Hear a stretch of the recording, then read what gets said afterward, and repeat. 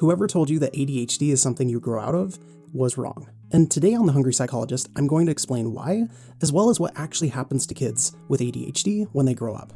And we're going to do all of that while I take a kid's breakfast cereal and make it into a dessert for all ages, Captain Crunch Krispies.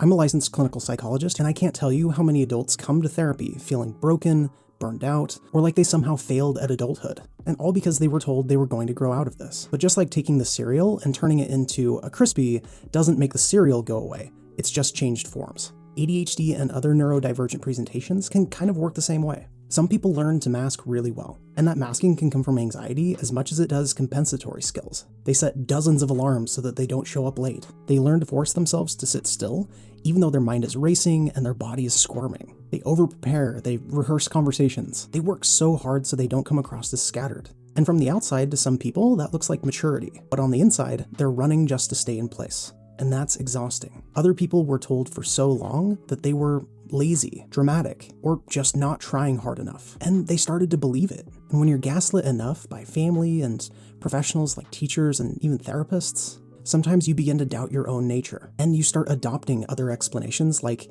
I'm just lazy, or I'm just stupid, or I'm just broken. And then there are other ones who learned how to regulate their ADHD symptoms without even realizing it. That might be through high caffeine intake, lots of physical activity, taking on a high stimulation job. And consciously or not, they've built a life that fits their wiring so well that their ADHD symptoms are less noticeable because the environment fits them. It's also worth noting that the human brain continues to develop well into your mid-20s, especially in the prefrontal cortex. In some cases, people who met full criteria for ADHD in childhood may not meet that threshold later in life because of development in executive functioning or emotion regulation. But that's the brain developing. That doesn't mean you grow out of your neurotype. Many of those people still have an ADHD nervous system. It just expresses itself differently. So if you were told you would just grow out of it and you didn't, that doesn't mean you're broken. It probably just means that you've been working a lot harder than anyone else has noticed.